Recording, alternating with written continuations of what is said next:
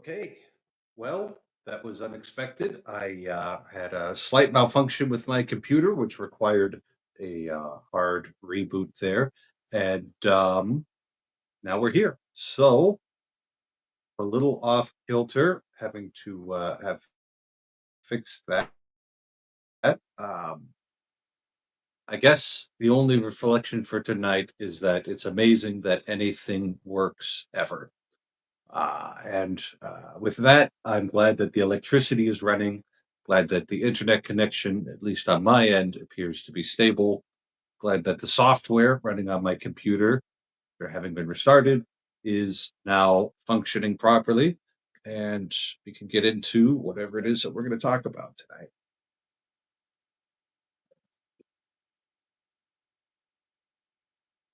Because my time for thinking about things in depth was stolen from me by software glitches, it seems. Were fixed by clearing the memory out.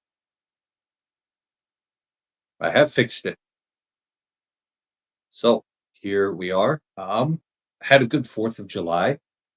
My parents actually came out and visit. I've got to post a link. See, I'm all out of sorts now because I am off my rhythm.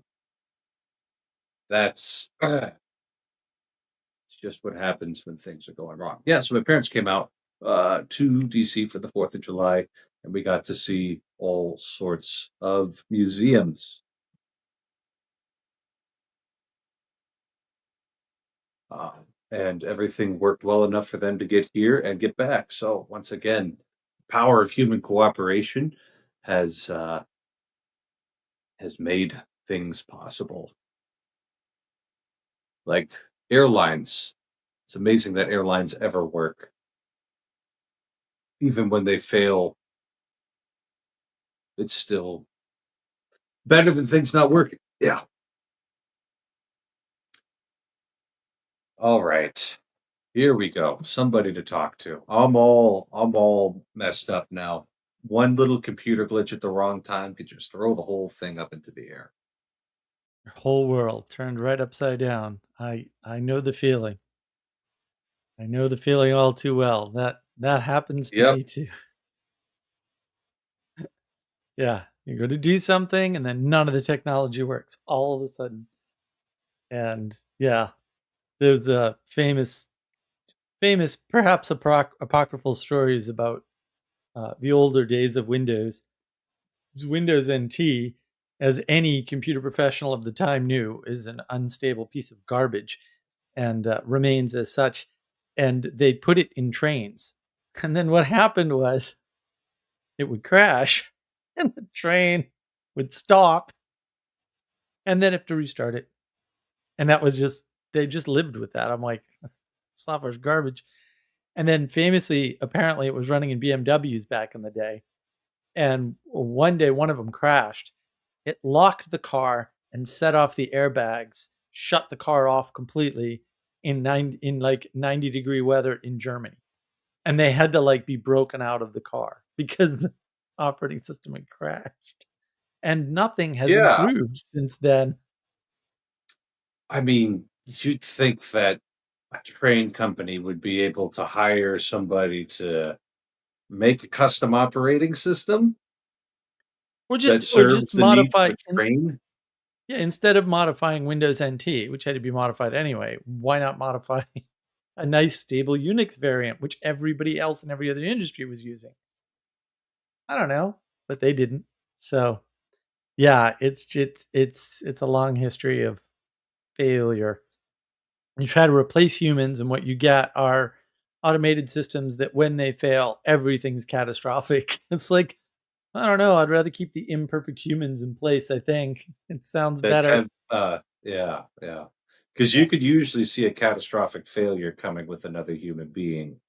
Now, sometimes there are catastrophic failures that are unpredictable, like somebody gets taken out by a brain aneurysm. But that's why every plane has two pilots, you know, Yep.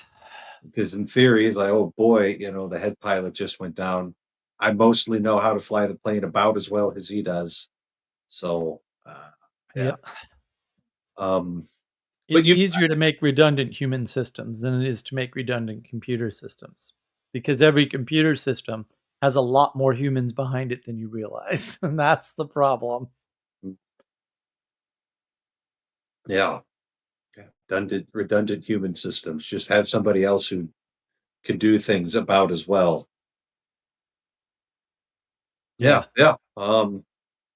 So yeah, well, I got it sorted out anyway. But there was something wrong in the memory, and I'm not gonna be able to find it in the memory. You know how long it would take to search 8 gigs for a human? Well, and if you did find it, what would you do about it? Are you going to, Modify edit RAM and fix it? Because I don't on the fly. there was a there was a day when I could do such things. That day is long past, very long Mm. past, but it is possible. RJ's getting to the point where he's considering joining the Linux people. I've I've always been a Linux people. Linux is awesome. Yeah. And with Windows 11 as unstable as it is, it's it's like And it apparently taught me. Ron here is a man of many surprises that he's already on the Linux bandwagon. Oh no, nothing surprises me with Ron. Okay. Absolutely nothing. Okay. Well, Impossible to surprise me with him. I all know right. that type. I'm already acquainted with that type. Well, I am contemplating a switch, but I'm in the contemplation stage, which is before action. Well, the yeah, nice. Ron is privileges the joke over the reality. Now Excellent. that I understand. That's why I said nothing surprises me. I didn't necessarily mean with how he is, but certainly with what he says. That's the but with everything being a web app now, it's Hmm. way easier to switch. Like, Hmm. what do you need Microsoft for? You can run Chrome on Linux, and then you have StreamYard. Hmm. Yeah, yeah. Zero That's percent difficult. and here's the thing. Here's the thing, RJ. I don't believe a single operating system is actually intuitive and easy to use. I think Yeah, people just learn something, and then that's what they're comfortable with, right. right? So it's like, Well, I could change your mind, Father, but I'd have to get a very, very old machine working. So I might. I might. One of these days, I might go into the shed and get the old 68,000 Sun workstation working and show you Open Windows 413, I think. I think oh it's yeah, 413. Yeah, it is a gorgeous, gorgeous piece of work. And it ran on a 68,000. I mean, it was perfectly serviceable. Big that's monitor right. and everything. I think that is that a Does, 17-inch screen? does it have dual monitor support? I'm kind of addicted No. to at least two monitors. No, I mean, you could do that on Linux, but on sorry, Unix way before Linux. You could do that on Unix before the back in the day, but um, yeah, I mean, the hardware to do video is so expensive, and so I have an older machine. Um, I don't, you know what? I don't. I mean, I guess Next OS would work even better. But I love Open Windows because I learned on Open Windows back in the day. But Hmm. NextOS is a very nice GUI interface. Oh, That so supports two monitors. this was the system you learned on then. We have to Yes. control Well, that when we are one analyzing the utility of this, because my theorem one of was them. is that the one you learn on is the one that you get comfortable with, Well, one and of that's them. part of the reason why everybody says that the iOS has such a smooth interface is because they were the first smartphone on the market, had lots of adoption, and like people are Right. just used to how that works. But Mm. I kind of back in the day when I carried a normal people phone rather than a hipster phone, I kind of liked having a back button, on my Galaxy S8. That made a lot Well, of sense to me. that's the upside and the downside. I mean, the thing that Apple got right is if you super simplify it, more people will use it, more people will be able to use it, more people will love it because they don't have to think about it. Most of the things you love are because they're just transparent enough that all the complicated stuff is abstracted away, but they're not so transparent that you can't interact. And actually, the big thing about Apple that people realized rather recently, I would argue, is that Apple is really bad for creating art. I mean, not at the level of an artist, like artists should have Macs, but it's really good for consumption, right? And so it's, even though it's a premium content creator ecosystem that's excellent. I mean, it's really, you can't really beat it. Honestly, there's no way to beat it. Most people don't use it that way, obviously. Most people use it to consume. And so it's the ultimate consumer platform. And it's very confusing to people because it is the premier way that artists can make good art, for example. But it's so expensive at that level. Like that, I mean, all their stuff's expensive, but that stuff is massively expensive. So, I mean, we're talking something a little more complicated than GarageBand there. yeah, I mean, I think the thing with Apple is that, like I said, everything's really easy to use at the end of the day. But um their high-end tools are easy to use and very flexible for artists, but they're just flexible enough. You know, they don't have all the features and frills, or to the extent they have them, they fit in their UI. But their UI is what I would call oversimplified because, to your point, they don't have a back button. And so, they have the one button mouse. And I'm like, you really need a 3-button mouse, but I'm trying to think I if, mean, gamers need like 8 buttons on their mouse. So, that's the yeah, one I thing mean, that Apple doesn't do. It doesn't do the gaming. my mouse has 5 or 6, or maybe it has 8 buttons. I don't know. I only use 3 of them and the wheel. Well, I don't even have a mouse. I have a track mouse because everybody knows that's a better way to go. But um, yeah, I don't know if I learned on Open Windows first for GUIs. That would be a tough call because I'd have to remember way back. Because my father was head of documentation at Computer Vision, and they had Sun workstations. So, I grew up going in on the weekends, drawing cars, very As ugly one does. As one does. cars. Yes. Yeah, well, when you're a kid and you have access to all this really expensive graphical hardware and entire CAD CAM system, you know, $50,000 custom workstation, and you get to play with it, and yeah, you can draw whatever you want with all these cool drawing tools and drafting tools and stuff. Yeah. Although most of the workstations I worked with were the documentation workstations, because I had full free reign on those, and they didn't have all the CAD tools on them, but still very high end workstations with cool graphics. So yeah, I mean, I certainly use that. I don't know He's a what that's trader. He's a trader. probably.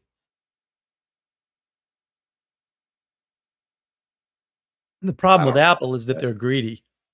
They're the greediest company in a long time. 30% profit, or they don't that. sell it. They don't sell it. Yeah. Yeah. Nope. They can't make 30%, they won't sell it. Everybody else in the electronics industry would kill for a 5% margin. And they're at 30. It's way out of whack. Nvidia's starting to get that way.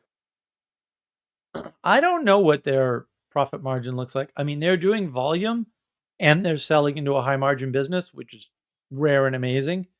But I mean, AI is about to crash, so when it crashes, I don't know how it's going to happen. I don't know. It's a deep book now. So So what like you're telling me is that within a couple of years, maybe 5, Nvidia will have to come crawling back to PC gamers and ask for some business. 5, that's a long time frame in computers. And then what does a crash mean, and how crashy is it for the See, the problem is they're at the very beginning of the chain, and they're selling to the egotistical jerks with too much money like Elon Musk. And so Elon will just, yeah, whatever, I'll give you $100 million, give me a bunch of computers. And they're like, yeah, no problem. We'll give you a bunch of computers for $100 million. And that's nothing to him. Like he sneezes $100 million, no money, It's right? just a business investment right there. Capital Yeah, but outlays or whatever. they don't even think of it that way. Like $100 million isn't worth thinking about for people like that. And we can't relate. Like I can't. If I had $100 million, I wouldn't spend it on Nvidia products. I can tell you that much. You're right. I mean, I might use some of it on some Nvidia products, but not that way. So yeah, I mean, they don't even think that's not even money to them at that point. That's like you not picking up a dollar on the street. But Yeah, like yeah. those guys are all competing for AI. So they're all like, no, no, no, we're gonna buy Nvidia, we're gonna build our own AI. Okay. So Nvidia's customer base overnight went from, 4 big players to 16. Because everyone's like, well, I've got $100 million to throw at this. Why not? It's like I picked that up on the street the other day. So whatever. And it's like, oh, I see. So they went from, a very small number of high margin customers to a 3 times or 4 times the number of high margin customers. Right. And then because of the way leverage works in the stock market, that pushes their stock up, you know, 40x or something stupid. The way that whole thing works is crazy. But then there's momentum once the stock rolls. So it's hard to say how that unwinds or even if it unwinds. Because sometimes it doesn't. Sometimes those stocks that aren't worth anything keep going indefinitely. Like you could argue right now Intel stock's not worth anything. It's not worth the paper it's printed on. Because Intel's really on the verge of Yeah, bankruptcy. no, it's bad. It's bad. But their stock price isn't going to move that fast, that far. I mean, it seems like if you're getting your average Dell or HP workstation, that always comes with an Intel chip in it. That there's Yep. got to be some kind of like Intel at this point might have enough momentum and capital and like just like you're going to buy a $700 HP laptop. You're not going to expect bleeding edge performance from it. And they just put an Intel chip in there because they always do Intel chips. And maybe they got some Right. kind of contract that you and But I the aren't privy cost, to. but the cost matters. And the problem for Intel, which I haven't seen anybody talk about, is the current number of shipping chips is something like 28. And I'm like, bro, you don't have 28 markets. Why do you have 28 chips? So like That's on the 28 different CPU side. SKUs. Yeah, yeah. It's but like they're different. They're different. Like they benchmark different, like drastically different. And that's the problem is that um, you know, it's completely insane. So eh, you can't diversify out that far, but also you have to know what their leverage is. Like how much debt are they in and what's the repayment on that debt? Because if they're not in a lot of debt, and they might not be, I think they are because I think they're building all these plants in Arizona, and I don't like I saw a tour of them on I can't remember the name of the YouTube channel, but it's one of the famous. Oh, Gamers Nexus. The Gamers Nexus is a great Intel plant tour. I mean, you look at that and you're just like, I don't know how the world works. I don't know how this could possibly exist, and I I mean, certainly don't know how it works.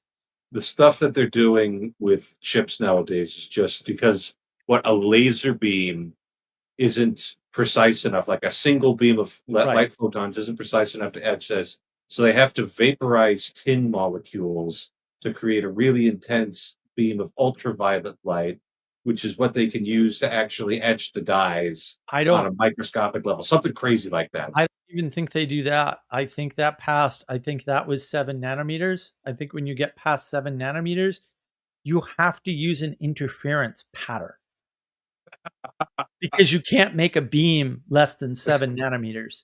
If I remember correctly, we'd have to ask Adam. Adam will know because he works at a plant, but on that equipment. But yeah, it's completely out of control crazy. And that The was like tolerances. they were going to stop Moore's law. Yeah, Risto. By the way, I wasn't talking about software. I was talking about hardware. Hardware manufacturers do not make 30%, except for Apple. Software is different. That's why the software industry took off, because it's a very high margin business, and when you combine that with high volume, like Microsoft did, and especially if you're completely evil, like Bill Gates is completely evil, and you get a monopoly on the market and you shut everybody out. I was there. I remember this happened for sure. And you use Intel and IBM as your partners in shutting all the other software manufacturers and hardware manufacturers out. Then yeah, I mean, you can do amazing things if you're a monopoly.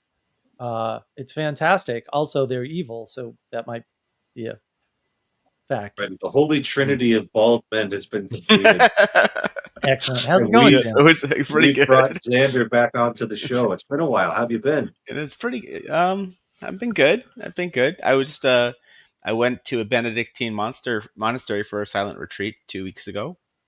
So Cool. How that was it? was I was there for 5 days. Oh, dude, I dude. went with Oh, two other local dads. Xander, I'm sorry, man. I hate to interrupt, but you totally missed it. You should have said I can't talk about it. That would have been Oh. that would have been perfect. Anyway, sorry. Yeah. So yeah,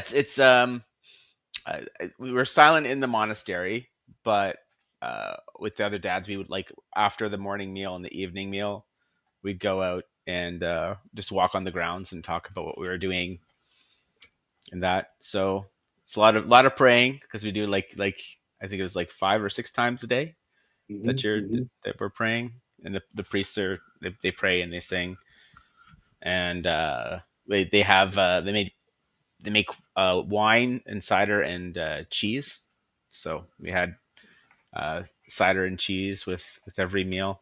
It was quite nice. I read the Baltimore Catechism and some Thomas Aquinas while I was Those there. are trustworthy Father Sites approved sources right there. So, Yeah. So I want to actually I actually want now I want to read the Compendium of the Catholic Church because I heard that was also in the question answer format, and I wanted to compare. But I mhm. really found the Baltimore Catechism quite useful because of it. It gives like it sort of pointed dogmatic answers. Like so, it's like very Mhm. straight straight shooter. Like direct question answers. Yeah, yeah. No, So and the way it was used is like you would just get, your 7 and 8 year olds just memorize all this stuff, mhm. and you make a little game out of it, like call and response, and whoever can get 10 of these in a row correct gets a piece of candy or something like that. Um, and then when you got to be a teenager, like you had this good foundation laid down, and Yeah. you could build a more sophisticated approach to these questions. But you already had a great foundation on the basics, and then the 1970s happened, and we weren't allowed to do that anymore. Hmm. Yeah. Exactly. And it's so and it it gets into the whole I think that like the John Dewey pedagogy and that sort of like coming in that sort of philosophy was part of the justification for the abandonment. But I feel like you need well I mean you can see where it's getting us in all areas of education now, but it's you can't use the way like a sophisticated person or a, an adult or a skilled person integrates with knowledge to sort of figure out like that's the way they have to you teach them right away like they're like that time is somehow lost, right? So Right, right. Yeah. It's like it's it has to be your education has to be acclimated to the condition of the people receiving it. yeah, Mhm. and it's not just that, but but it's useful to have the model for it too, right? So like the phonics gives you like a structure. I mean, my wife has bean plants growing outside, right, where they need the pole, right? So it provides them the structure. If you have phonics gives you a model to start pronouncing the words and speaking things. Once you're like an experienced skilled reader, you're going to be like sight reading and just using the beginning and the the beginning and the end of the words in context to read, and that'll just all be natural and reflexive to you. But giving people the scaffolding gives them the opportunity to build up, right? So the same with the um, with the catechism, like the Baltimore Catechism. I think you need to give people like the straight answer, like what's the clear dogmatic answer of the church, and then that's like the scaffold, and then they can build up and explore from there. Like I had never heard. I was sort of thinking, like reading the Baltimore Catechism, I was sort of like trying to guess the percentage of Catholics who would know the answer to these questions today, like even like church going Catholics. So like no one had ever told me about a particular and general judgment before, right? As an example. And like Yeah. and that was I found it really useful, and I've been telling it to other Catholics because like, did you know? Because it actually answers a lot of questions, and it's like an interesting thing. So it's like you have, when you die, you have your particular judgment, and Jesus like judges your life for you, and and you have your examination, and then but also there is a second judgment at the end of the world, after Judgment Day, which is the general judgment. And you could sort of see like there's a sort of a mirroring or an echoing there, like it's the end of your life, there's a judgment, and the end of creation, there's also going to be a judgment, and that's where Jesus will reveal his perfect justice and perfect mercy, and answer the question. You'll be able to see why good You'll be things able to happen to see all bad the people, whys. and yeah. But But that's where like people get into trouble when they're, talking about the problem of evil is, they think that they need the answer right now. mhm. And like, well, maybe it's actually better if you don't get the answer right now. Maybe the answer later is actually a lot better than getting the answer now. And maybe like what exactly God is doing with the whole course of human history is for us forbidden knowledge. And so Yeah. he's not going to let us into all the details. Maybe give us a little glimpse here and there. All these things may Well, very well be possible. well, there's a couple of things there. I think one is that uh, God explaining himself would require eternity. So he waits until we have eternity as well to do it. Like that's Mhm, part of it. Like, mhm, mhm. like if you think of like he's taking all of creation into account of every one of his, his actions or his descents, like into his plan, like just explaining like the smallest point of that is like, I don't know if you're up in your Douglas Adams, but like they had the whole fairy cake thing where that's actually where my name comes from, the total perspective vortex, Tragula. So there's Okay. Tragula is the philosopher who spends all his time in his study, like looking at paper clips and fairy cakes, or which are British word for cupcake, and thinking about the chain of causality and how it, like, you can extrapolate all of the universe just from like the existence of this one cupcake.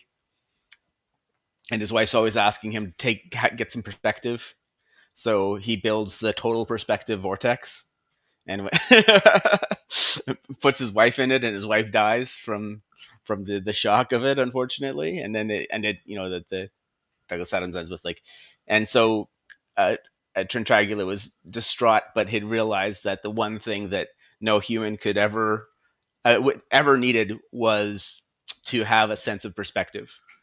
And and I think that there's something along the lines of that with like why, you know God doesn't explain good and evil to us, because it's just this sort of, it would be too involving, right? If you think of all the variables. And then there's the second point I think on that, is that there's the problem of, if intervening in that way would changes the formula, right? So since we're participating in creation, every piece of knowledge, everything that we have is sort of is um, changes the dynamic, changes what we're going to do, changes the whole formula. So by the time, like, just him starting to explain would change his explanation, right? Which is another reason I think that of why it becomes impossible. if that Yeah. makes sense. Yeah, Like, yeah. It's yeah. sort of like his the way what so we say that public revelation, that which is believed by the whole church, basically, ended with the death of the last apostle. We now have the deposit of faith, and the church, and especially the magisterium, has the task and duty of safeguarding it, the deposit of faith, integrally, but also expounding upon it more deeply. But the thought process is that what God gave us by, let's say, the death of the last apostle was his intervention in terms of uh, what we need to believe about how he created everything and what he's up to. And like Mhm. that's his intervention into the world to reveal himself. Yeah. And so if he were to start adding on to that, I mean, we should assume that he just did it properly the first time, Yeah. and like he doesn't need to go back and revise things. Yeah. You can ask the elders of the Mormon Church how that's working out for them, where they're constantly receiving new revelations. Sure, it's very exciting, but it can also be a little Yeah. bit like you think uh, Pope Francis updating the Code of Canon Law 13 times was bad. Yeah. Wait until God starts revealing new things. Um, Yeah, I don't know. I think like in our fourth year of synods on synodalities, maybe we can't be throwing too many stones at this point. Yeah, yeah. So what we've been told and what we can figure out based on what we've been told is enough, and it's sufficient for what we need, and that's all a part of the plan. Um, on the bit of the same path, have you ever read the Space Trilogy by C.S. Lewis? I started, but I didn't get very far. Yeah, yeah. And I when you're mean, ready for it, it is actually quite excellent book. And there's a particular portion at the end of the second book, Paralandra, mhm, where they have like this canticle of praise of God's providence. And when I read it in high school, I just had no idea what it meant.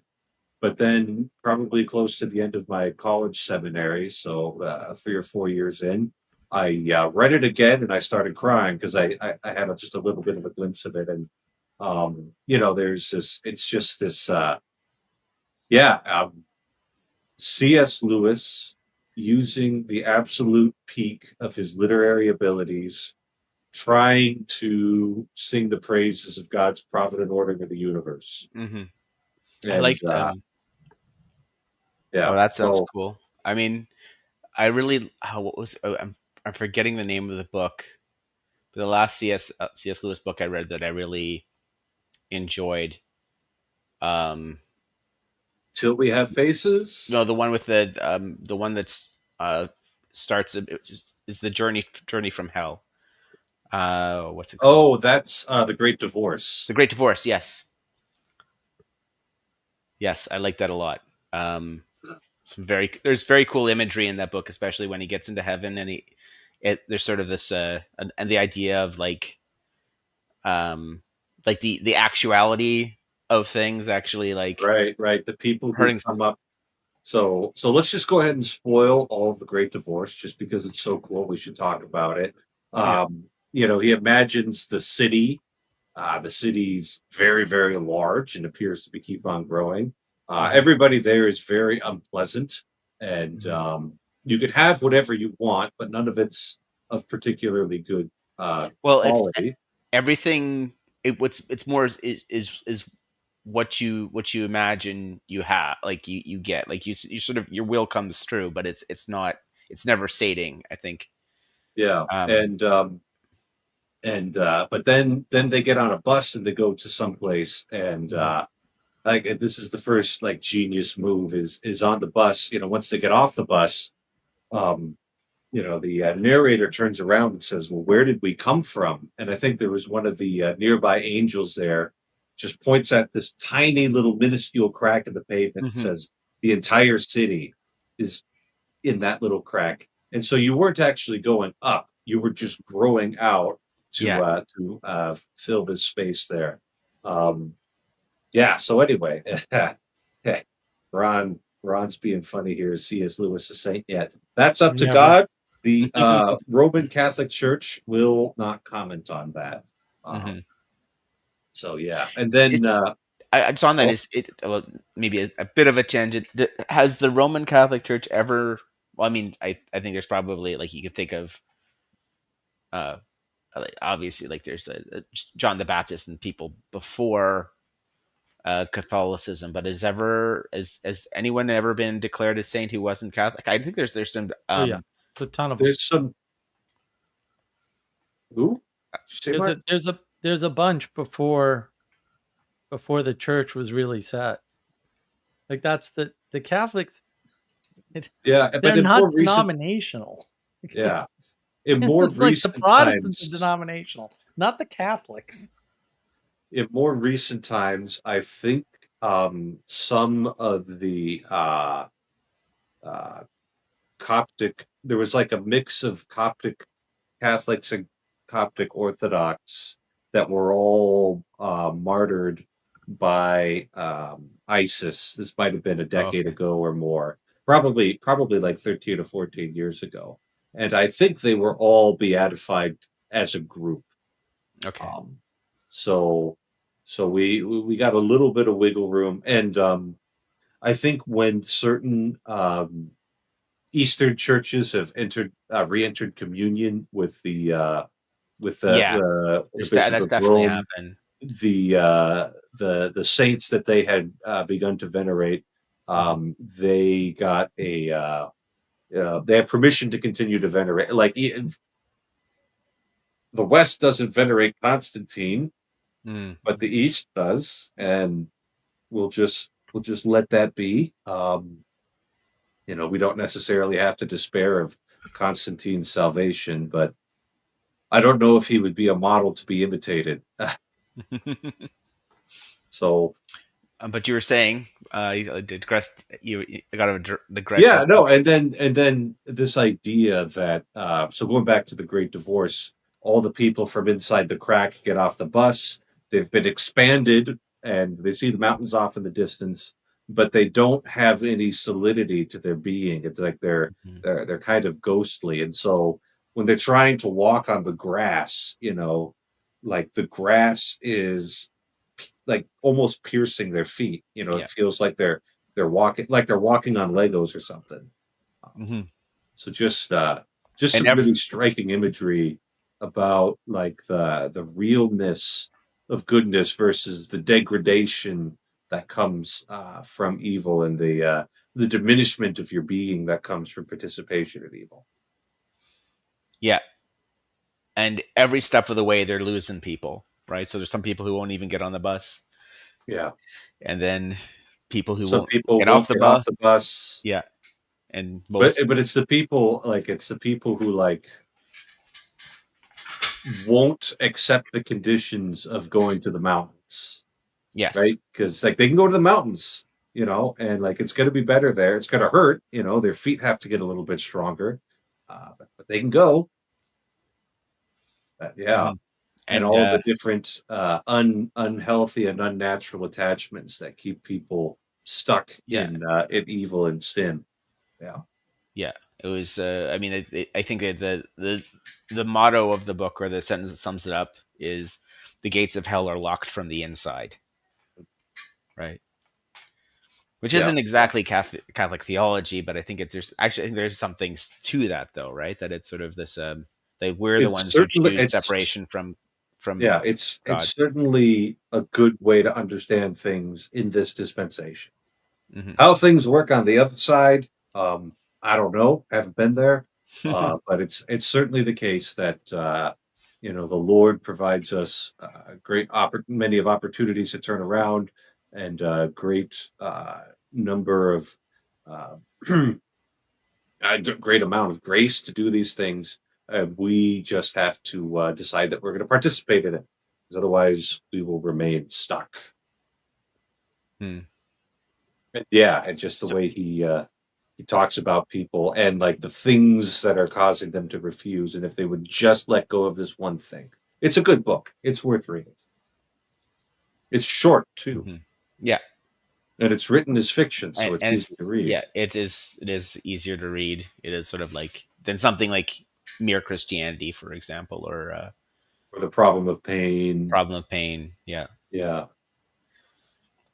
yeah, it's definitely easier one. So, yeah, actually, what I actually found interesting about reading Thomas Aquinas was that like how many sort of things sort of matched what I was thinking and working with, and also it took me a little bit of to get my head around the idea that um, form and spirit is actuality and matter is potentiality, right? Mm-hmm. Because Mm-hmm. that's not the way we're sort of taught to think about No, matter or spirit at all. we've got it flipped upside down in the way that we're educated. That like the stuff that you're moving is really real, and then like any forms that are imposed on it are just kind of emergent emergent from that matter, Yeah. and it's accidental arrangement. But Uh, yeah, and even the idea of thinking of spirit as the actual, because like the other thing is the way we think of spirit is we usually have this we're inclined to think of it as fluid all the time, right? Like it's sort of Yeah. like we think of the spirit when we talk about the spirits, talking about something dynamic that's moving and fluid. The idea of spirit being form, and what and then and matter then needing that form in order to be anything but just disorder. mhm, um yeah, is a it goes against sort of like our fundamental understandings. Like you said, like the matter is the real stuff, right? We're mhm, very much in the mhm. materialism. I've uh, I've um I've heard it described as a as an inverted, sorry, Mark, Platonism. So Yeah, it like is.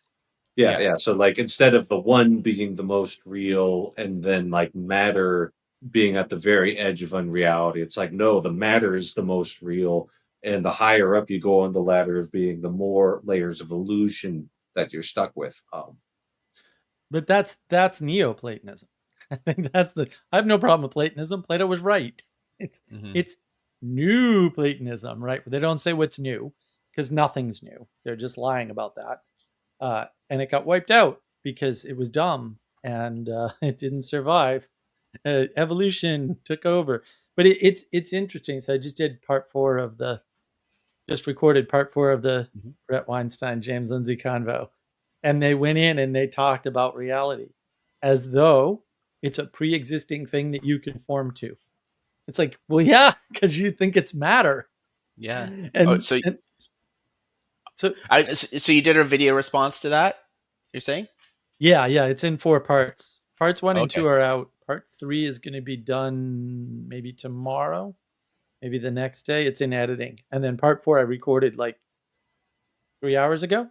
I just finished, so You still yeah, haven't recovered. Okay. it gets worse. It gets worse. Like the whole conversation is worth to get more and more abstract and more abstract. And then at the end, like what they're saying is just wrong. I'm just like, you guys are just wrong. I don't even know what to tell you. Just incorrect fundamentally. I don't know why Did you people guys listen to find a you way guys. to be less wrong? I basically say that. I'm basically at the point where I'm like, well, I mean, I don't think you could be more wrong about anything. Like that's really remarkable because the thing they say about reality is like, well, we just have to like conform to the reality, and I'm like, that you're talking as though you're not part of reality.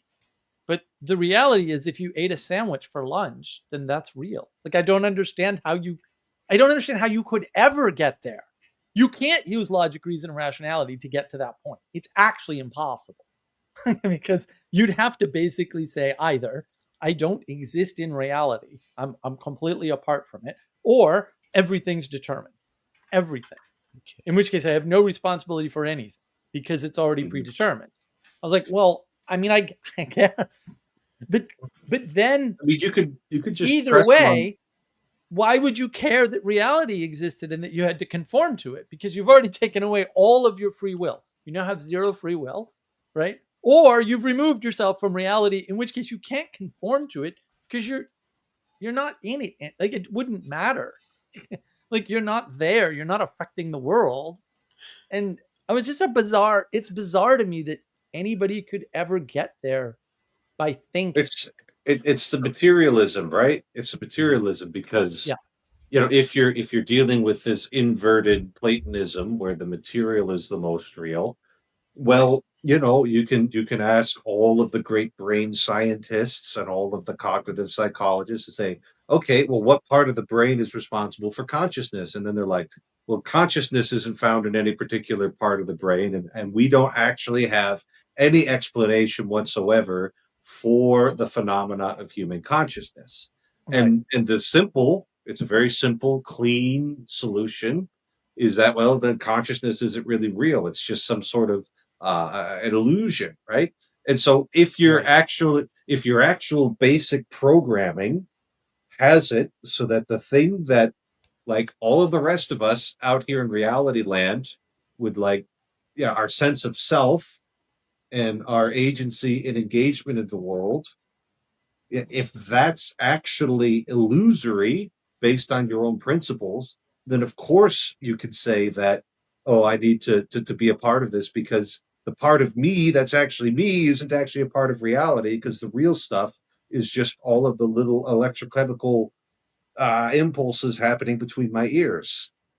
So I think that's how you get to that error. It's just really deep-seated Well, materialism, which neither right. Weinstein nor Lindsay is in a particularly good position Well, to you also, overcome.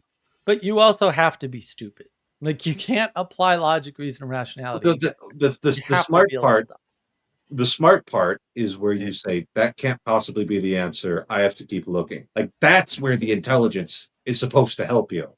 I Right. figured that out when I was 14. It's like that can't be the answer. Well, I think That that can't be the answer. one of the dangers of intelligence is that you're very good at rationalizing your mistakes, right? So you can actually make very, I mean, I think that very strong strongholds, right? I think like, didn't Fichte have this whole thing where he said like, I'm just I I don't have the premises to anchor my castle, but my castle is like like is unassailable. My castle of reason is unassailable. Mhm. Um, and I think it's very easy to make these.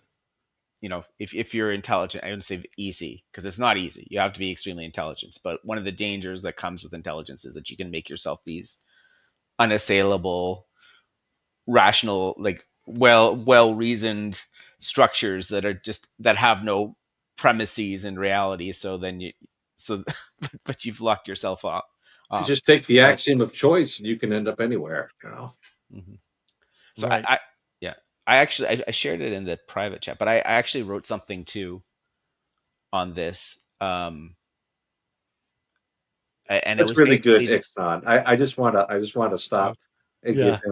give him the time of day because yeah. that's good. I like that. Yeah, you Yeah. can misunderstand anything if you try hard enough. And they let me tell you something. Listening to James Lindsay and Brett Weinstein talk, very trying, and very hard. So there you go. There's your try hard.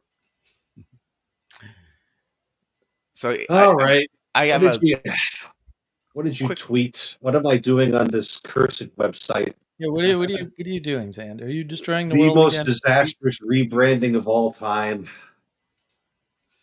So It's loading um still. oh, that's fine. I can say it. My internet's got way too much of Trey folding his laundry in here. So Yeah. Dr. Brett Weinstein level playing field model is flawed in such a way that it stops him from understanding both the success of the West and what woke is. His model is serviceable enough for most of the time, but not for this problem. As a biologist reasoning from first principles, Brett Weinstein sees access to resources and well-being as the primary problem facing life. He then reasons that the success of the West must come from the leveling of the well-being layer by addressing everyone's basic needs, which frees people up to address higher level pursuits in something akin to Maslow's hierarchy of needs. The, Yeah. Yeah. the flaw here is one often pointed out by Jordan Peterson in the context of antinatalism, climate change, sustainability, and degrowth communism. Human beings are not bacteria. The primary problem human beings face is finding truth, not bread. As the Lord said when tempted by Satan in the desert, it is written, one does not live by bread alone, but by every word that comes from the mouth of the Lord. Matthew 4:4. James Lindsay's common sense first model was closer to the mark. The West works by everyone discerning truth for themselves, but it still lacks it lacked the detail to convince Dr. Weinstein, and what Dr. Weinstein dismissed it as merely the idea layer, which is subordinate importance to the well-being layer. Oh, man, that's just perfect materialism right there. Yeah. Yeah. Brett is correct that there are two layers in play, but they're not the idea layer and but they are the idea layer and the real layer. Right. They have, and having the idea layer is what separates human beings from bacteria, and why human beings need to discern truth before they find bread.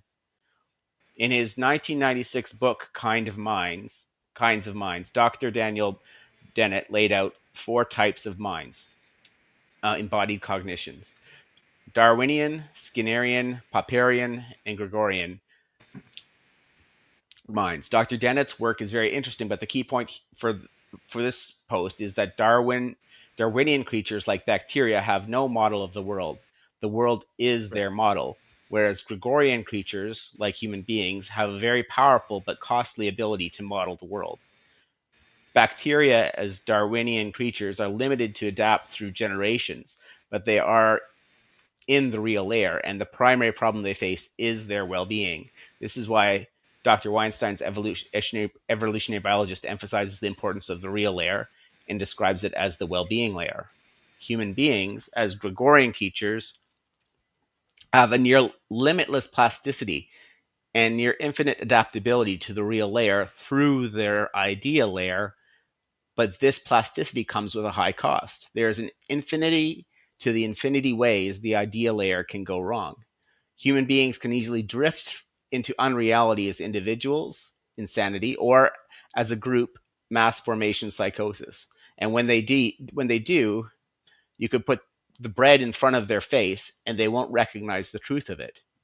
Example, New Yorkers are now voting for government-run grocery stores in New York. Bread lines will not facilitate the well-being of New Yorkers. Human beings must continually calibrate their idea layer to the real layer through a nonlinear, continuous, deterministic, dynamic system of truth discernment.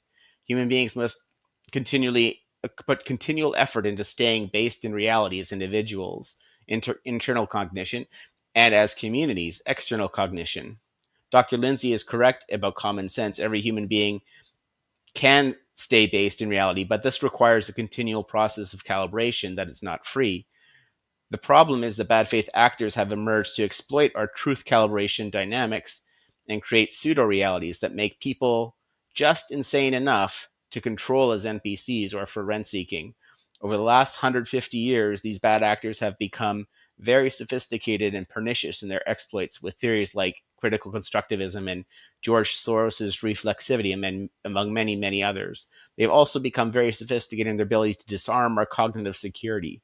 We've been easy prey because we think we have no sense of what's been easy prey because we have no sense of what's being attacked. Dr. Weinstein thinks they're just intolerant and only a vague sense of why. Dr. Weinstein knows they rent seek, but not the sophistication or details. The woke are malicious, bad faith actors, hacking and exploiting the dynamic system of truth calibration between our idea layer and the real layer. Learning to isolate and defend against these bad faith actors must be our priority. Well-being is secondary. For human beings, without truth, there is no bread. A little curious about your use of the real layer and the ideal layer. Is that kind of like a inside and outside thing? Like what I'm perceiving and understanding needs to be connected to actually what's going on around me? Because Yeah, well, I there's an think earlier part where it seems to be a little bit materialistic, and maybe that wasn't what you were shooting at. I thought I was using a somewhat materialistic model to. Yeah, So I then it did sort would of not concede the be point a that saying Well, I was using Dennett, and I was also conceding the point is like we do need to eat. We need to do our to access our bodies. But I was trying to what I was trying to get at was that in order to do that, there has to be a calibration with truth, right, between our models or what we are how we actually are perceiving the world and how the world actually is. I think it's even more than a calibration. It's more of a submission to the real. Oh, that is absolutely big part of it, right?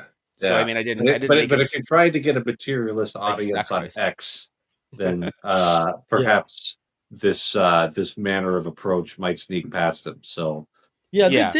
There's way bigger problems, Andrew. I mean, I don't know if you noticed that James Lindsay basically said common sense as he defined it, which was the worst definition of common sense I've ever heard. Like, honestly, I was like, what? That's ridiculous. Requires sense making that is given. And this is in the middle of a rant on forbidden knowledge. And I'm like, bro, you just said you had forbidden knowledge that you were giving to people after complaining about the idea of forbidden knowledge. Like, you're a nutbag. Like, you are the thing you pretend to hate. Well, and the problem with Brett's system is what's a level playing field? So this is level, and this is level, and this is level. Like, you can have a level playing field in hell, which is what we've created, right? And who judges what's level? And how is this held up? Right? So there's an automatic hierarchy implicit in his whole system that, of course, he doesn't see because, look, the guy's not that smart. Like, well, not that smart. I think people put their intelligence in different places, right? So I don't. Yeah, I think that Brett's he very put all of it into being wrong about biology and evolution. Like, fair enough, because there's not much of it to go around. But also, like, then don't talk about things you clearly know nothing about. Like, that. Yeah, my only ask is just, this isn't your field. Maybe stick to your field that you're not even good at, but like, at least stick there. Like, you guys should not be talking about politics. You know. Well, I think everyone should start with the Baltimore Catechism, and like, there we go. Grounding. But that's back around to kind of your earlier point. I mean, we're focused on education, and we should be focused on formation. And then what we're upset about is the takeover of the education system because people are forming our children. It's like, well, but you stopped forming your children, both at home and in school. And now other people have stepped into that vacuum, that void, and they're doing it. But the secularization of education was always a scam, right? Because it was always going to be a two-step process. The Dewey and the progressives were onto it, but and certainly the Marxists were onto it. Right. By the 1900s. No, so, like, none of those people are that smart, Xander. None of them are that smart. No, what happened is there was a vacuum created, and they filled the vacuum. I don't even think they're aware they filled the vacuum. They're just filling the vacuum. I don't think they even see it. I think that's the problem with everything. But a lot of people's behavior is based on vacuums. Well, yeah, but the Marx said that was the plan. That he was here at this question, and I feel this very strong compulsion to place knowledge in the vacuum of the question that Trey is asking. Okay. Prototherapy? You mean the thing? Yeah. So no. He's asking me, Mark. He's asking me. Okay. So I was asking for clarification, Father. Yeah. I think that in many places, but I won't say 100% of places because I haven't been to all those places, that therapy is just a crippled form of confession. Yes. And I'll explain what I mean. You know, when I hop into confessional and the other person hops into the box right next to me, we actually share something very important in common. We share an ideal vision of some sort of what a good human being looks like. So, and I think that's the kind of the biggest problem that psychology has is it doesn't have like any consistent vision for what a flourishing human being looks like. So if you're a therapist of some sort, you have to like kind of wait for whoever it is that you're working with to say, this is what I want to work on. And, if somebody doesn't actually want the right things, then you might just make them more effective at being evil. Hmm. And that's under the best case scenarios. If your therapist is insane or not a good person, then they're actually quite likely to make you worse. So, but if you can imagine a context where and this actually is something that exists in my home diocese in Fargo, where we have a explicitly Catholic faith-based counselor that we can send people to. They get some of the benefits of the shared values and the shared ideals of what a human being should look like. They don't get the benefit of forgiveness of sins, but I know the person who runs this place well enough, and they certainly wouldn't discourage people from going to confession. So, um, yeah, you call it prototherapy as if therapy is a development on the formula, when I think in many cases it is It's actually a inferior. corruption of it. Yep. I So agree with Father Eric on this 100%.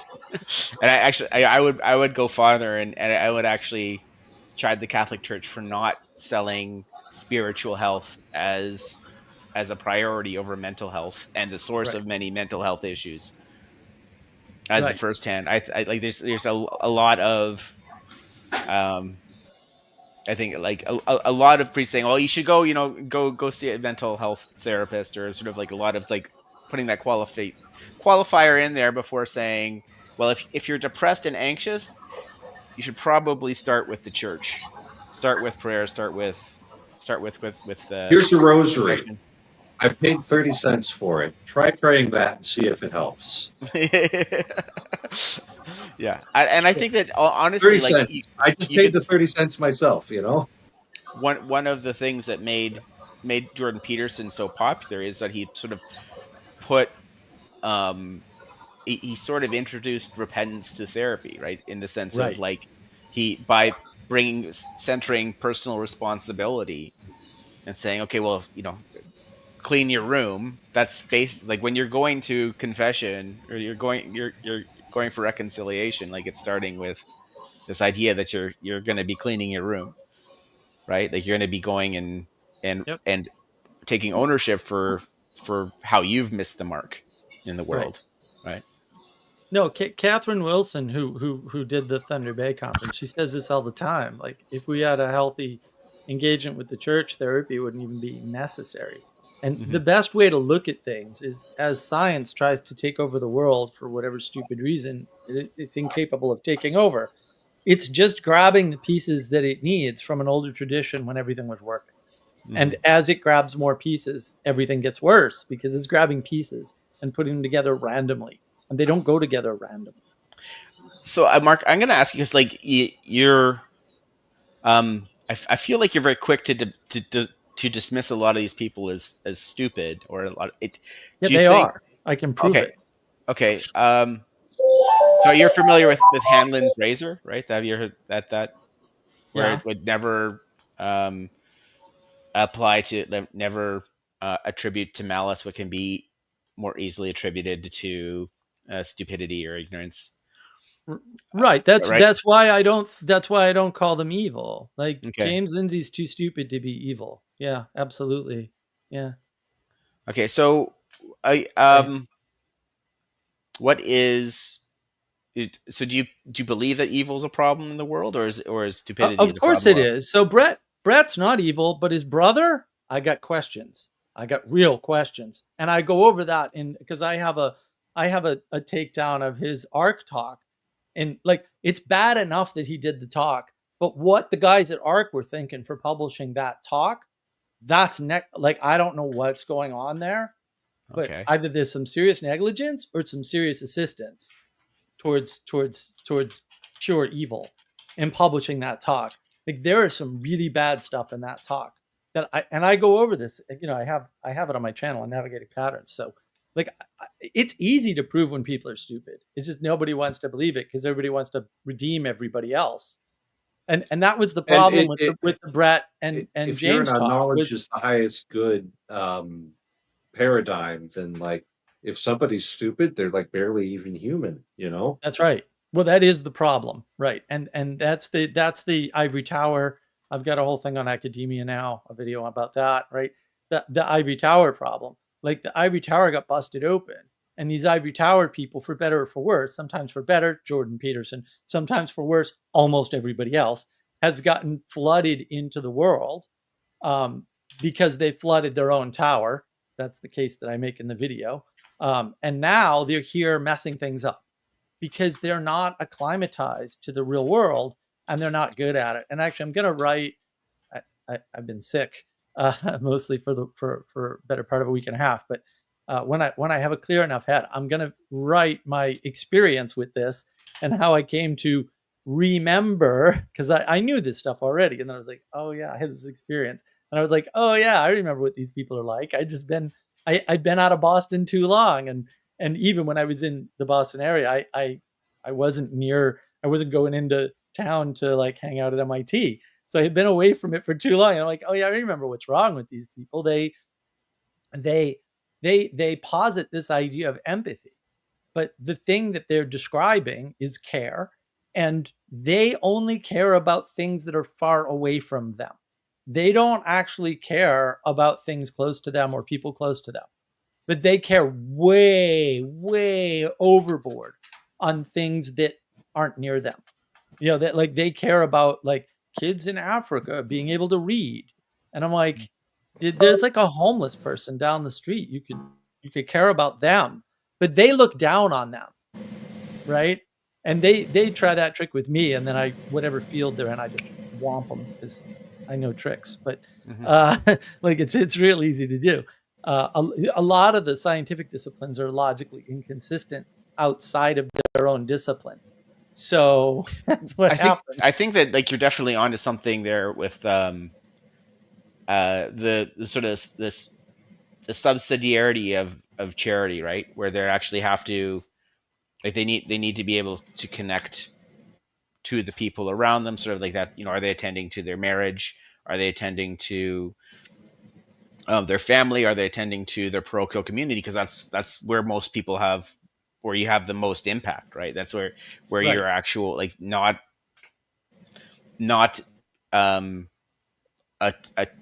having a charitable relationship. That's where you have the most control. It's right. Yes, control and impact. But they live in abstraction, and so they love abstraction and abstraction in idea space. If you can think of it that way, I mean, you got to stretch the analogy, fair enough, but also this is the best way to do it. In idea space, abstraction by definition is the stuff that's further away from you rather than closer to you. And they prefer abstraction. They prefer things that are far away from them. And they try to control things that are far away from them. And they don't want, and of course they can't, so they want other people to do it. That's a side effect.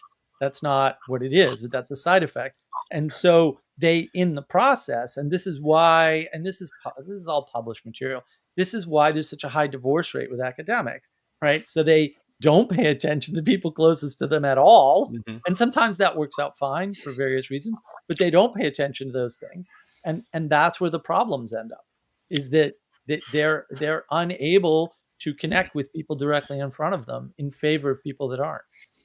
Does it seem, just entirely incidental to you that the first universities were at monasteries, where we could put the people who are just like contemplating the heavenly realities all day actually in a position where they're like, where their talents and what they're actually good at is going to be like magnified, and the trouble that it's going to give them. Well, they've got an abbot to whom they owe their allegiance, who's just going to make sure that the order and the rule of the house is followed.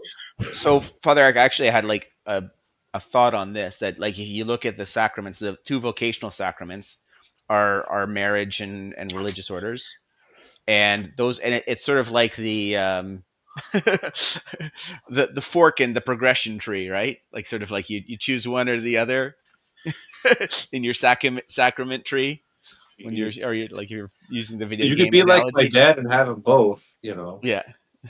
he's a deacon. He's a deacon, yeah. Yeah.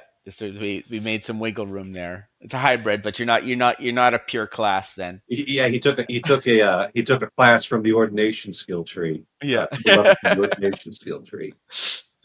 um yeah, but I I had this to take for the tree analogy. I was reading something that a nun wrote, and she talked about the religious orders as the eschatological life, and I really liked that because I think that there is something, especially if you're relating it to, like sort of like a, this is a weird analogy, but like tree structures from computer science, like you have branch nodes and leaf nodes, right? So leaf nodes are terminating nodes in your tree structure, and you could sort of think of that as like your eschatological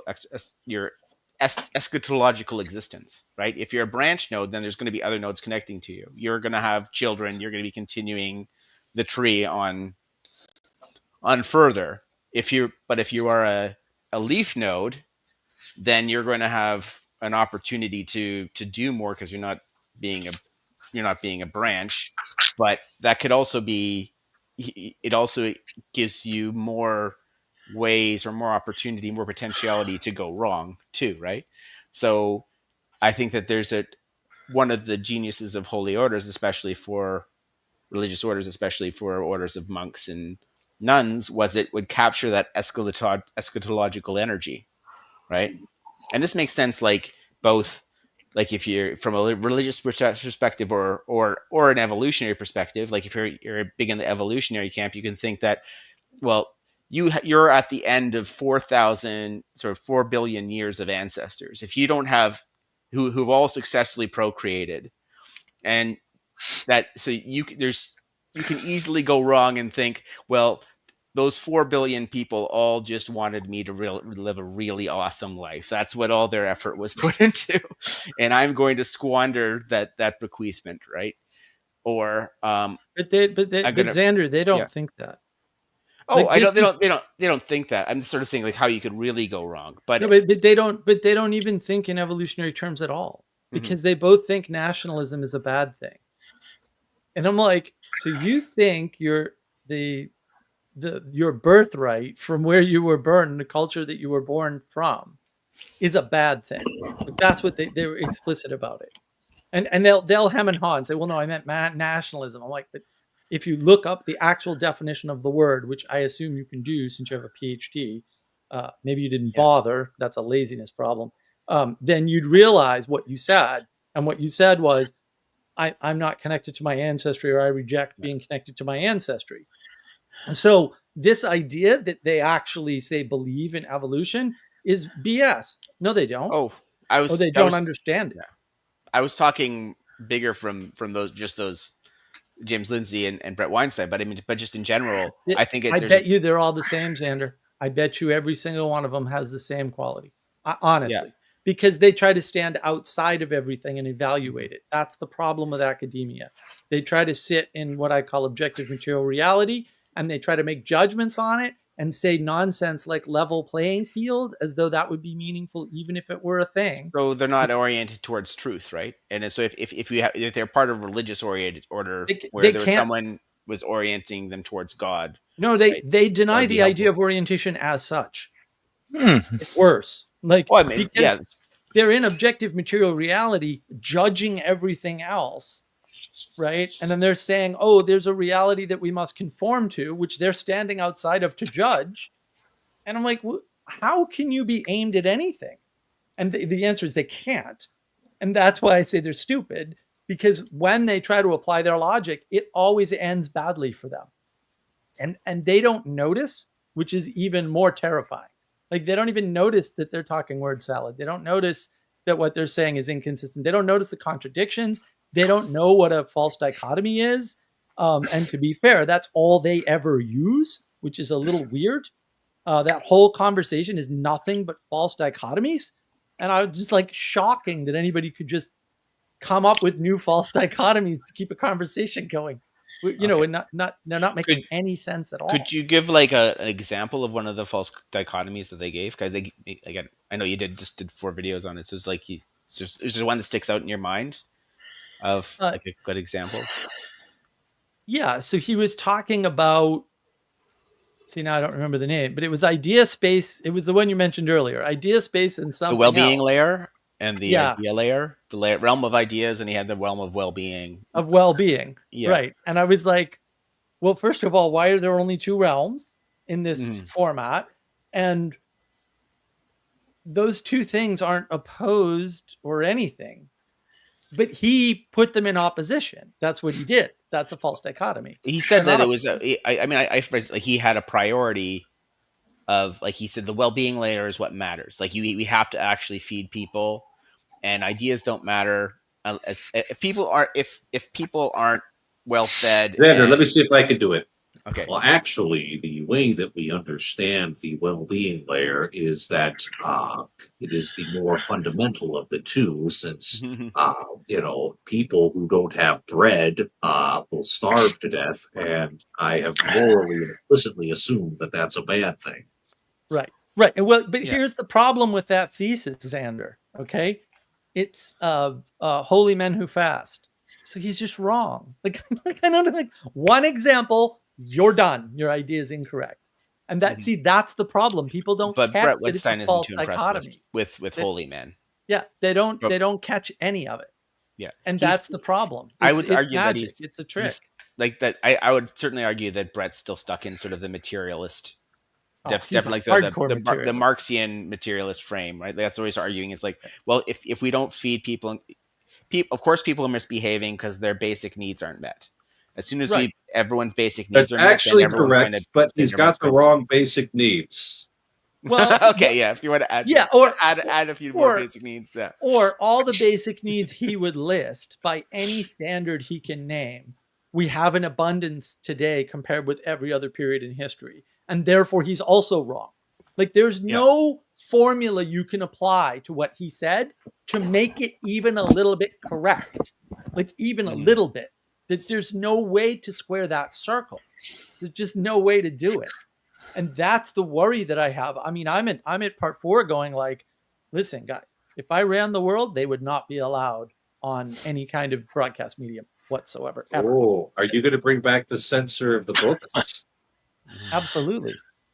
Absolutely, I would. Tomorrow. I mean, we had that before. That's the thing they complained about, is my stupid ideas aren't heard. Yeah, that's because they're stupid. Go away. Like, be on your way, sir. And now they're enchanting everybody with complete nonsense. Oh, Trey has the thing. I guess I'm not going to answer his question on confession, but we'll get to it later. Okay. Was the Eric Weinstein video you were talking about just like 20 minutes long, like 17 minutes? It was his ARC talk. Yeah, it was short. It was only 20 minutes or something. Yeah, right? That's about the right length. Short. Okay. No. It was 20 minutes of time, but it was 4 years of torture, Xander. Very important distinctions. Like there's Mark, a materialist interpretation, and then there's a real interpretation. So what you're saying is that was an indulgence worth 4 years. So yes, you took 4 years off of your purgatory time. Excellent. Assuming you can merit that in your. Did you manage to convert Mark, Father Eric? No. maybe it's going to be held up in a bank account for when I can finally get him to a priest. So. Yeah. So I actually, my wife is she converted at the Easter Vigil, so she's now fully Catholic. Got my whole family saved at this point. Well, you got to keep up the good work. Congrats. Yeah, that's pretty good. And work out your salvation with fear. And also, there's a couple dads at the play group. One of them is I'm sponsoring. He had a herniation. He had surgery on the Easter Vigil, so we're trying to get him to put through at another time now, but so he doesn't have to wait the whole year. I sure hope so. Yeah, I think needing a surgery on Easter, well, unfortunate, especially a hernia. Like I don't blame a guy for accelerating the timeline on that one. Like, let's just get Yeah. it done here. That sounds extraordinarily unpleasant. Mhm. Yeah, but you should probably get that done here. The Order of Christian Initiation for Adults allows us a fair amount of flexibility in the timing of the sacraments and gives the judgment of that to the pastors. That's all I got to say about that. Mhm. Mm. All right. How are you all going, Americans? We're enjoying Monday. I sure hope Tuesday is Yeah, I'll give you. Yeah. I'll give you the lotto numbers. All right. Mhm. So I'm actually Canadian, and my friend was also. So that, but part of the challenge of surgery in Canada is if they offer you a surgery time, you take it because they're not going to be generous if you say you have to reschedule. It's so you have 8 months then. yeah. Yeah, that's another factor of why he No, it was took it good. on the individual. It's good to be in America during 4th of July. So yeah, I yeah, did I saw those two fireworks in a row, Yeah. 2 nights in a row. It was nice. Although unfortunately we didn't get a repeat of the San Diego fireworks display from 2012, where they lit off 18 minutes of fireworks all at once. You ever seen that video? No. It's amazing. I just started laughing like a kid because nobody was going to get hurt by that. It wasn't actually dangerous. They were all just going up at the same time. If they all just blew up, that could be pretty bad. But they all just went up at the same time. So it looks like a Well- nuclear bomb went off. Well, Sydney fireworks for New Year go for about 15 minutes. Actually, it's one of the bigger ones. Anyway, and I was just to digress. I don't know whether you're aware the interview between Mr. Tucker Carlson and that guy. What's his name? Cruz, Ted Cruz, I think. Ted Cruz. Yeah. I'm Yeah, not. Mark I'm not was watching a Crazy big People. fan of that one. He wanted to. No. I was everybody to watch it. really shocked. One of the questions he asked is, he touches on religion. Are you aware what I'm talking about by any chance? Yeah. No, Oh, yeah. it made the rounds. Lots of people were talking about Yeah, that. and It's you saw that interview. I was flabbergasted. I said, these Americans are crazy. I mean, No, that high up in. the Protestants are crazy. I know, but what Yeah, I'm saying is mixing his office with his religion. Yeah. Well, you have to, but you need the right religion. No, but he Not- said must. It was authoritarian. We must. right. And yeah. That's It's still different. We may, or some will, some won't. No. We must. you can That's think frightening word. I went think of it. There are things I you was- must do. flabbergasted.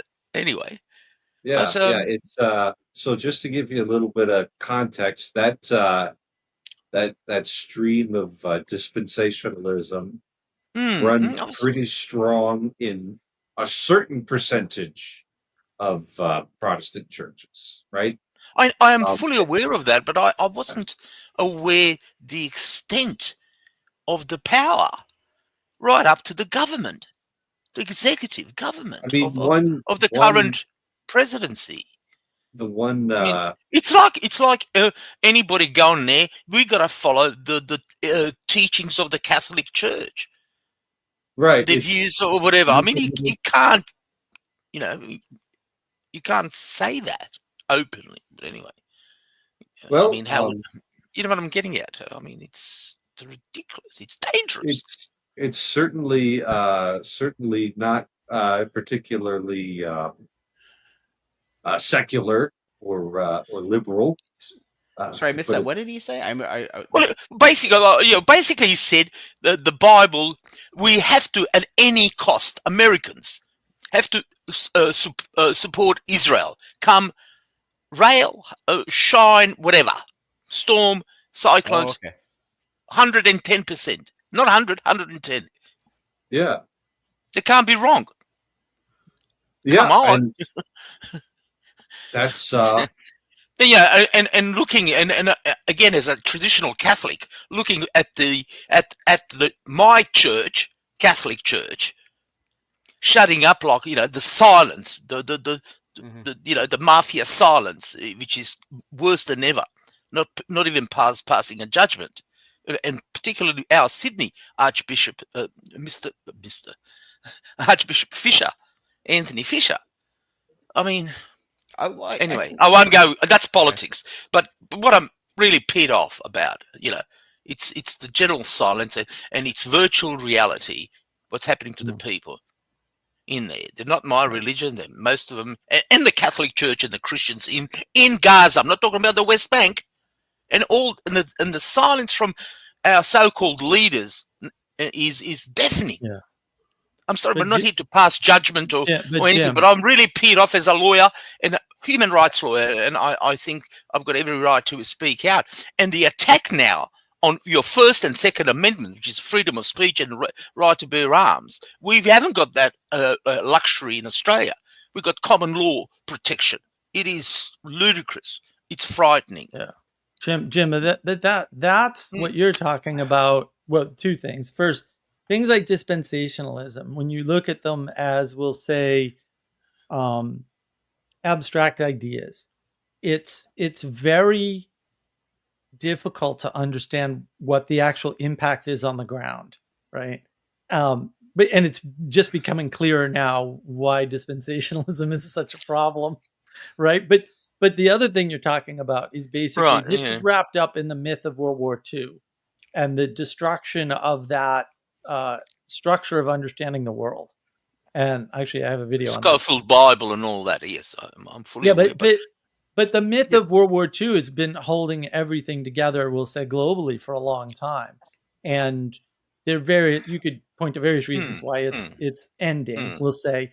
But that's what's causing the problem, is that because of that myth, and I did go over this in the video, because of that myth, that's why we'll say we're speaking about some things, and no one ever talks about the Armenian genocide or the Ugandan genocide, or right. And that's been the case for a while. Like, we've been so over focused on, we'll say, one event that what about what's happening in China? What about what's happening in China now? Over 1.5 million Uyghurs are being detained, right? Decimated. Right. And the Tibetans, right? But we all trade. We all trade with China, particularly to Australia. But anyway, there's hundreds of she'll be right, mate. Yeah, but that's the problem. There's hundreds hypocrisy of is just and we don't have a way to focus on hundreds of examples, and part of it is just the exposure to these things, and the fact that because we're living in a flat, equal world, or trying to, even though that's impossible, right? That forces us into a situation where we have a flat idea of what happened during World War II. Like, almost no one in America understands why we went to war.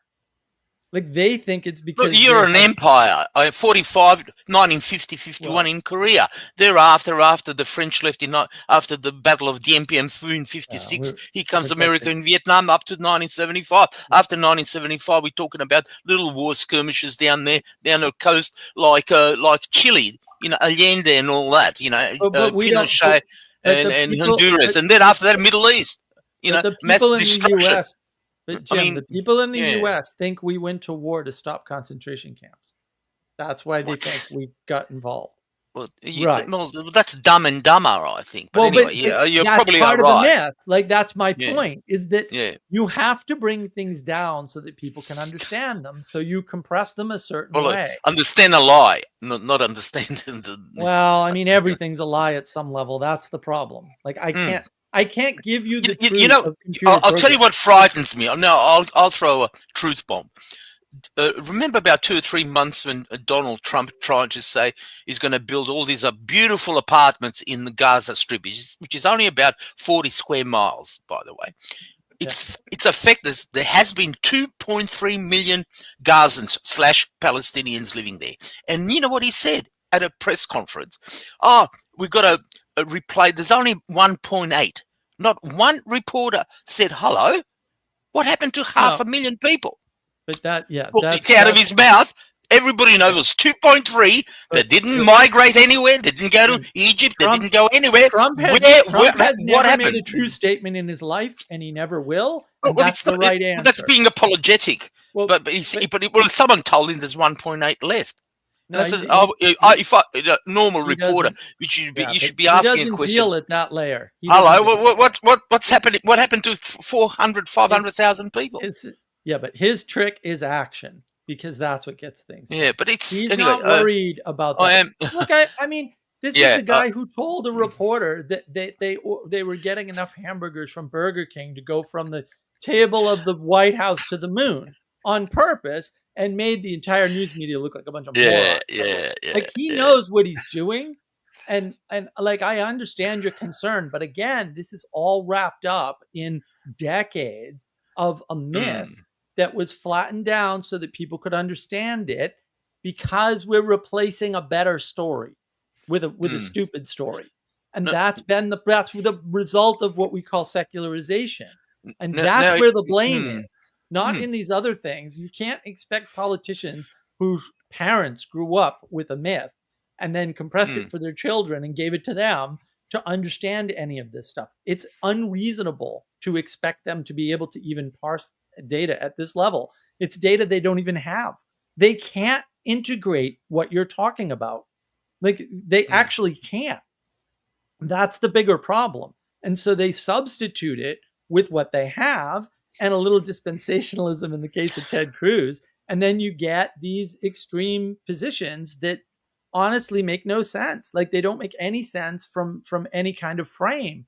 But the bigger issue is we're mixing the religious and the secular frames at the same time. Ted Cruz is a politician. He has to try to live in two worlds, and you can't. And so what happens is, because that's literally disintegrated, is you end up with untenable positions that make no sense. So no one talking about anything in the Middle East since the beginning of the Great War, or at least the conclusion of the first act of the Great War, has made any sense, because no one in the West can make sense of the Middle East, because it's not the West, and we're using a Western framework. And ever since then, that error is just getting compounded over time. And we didn't learn anything, obviously, right? I mean, we did Iraq twice, still didn't learn anything, right? Like, we've learned nothing, zero things.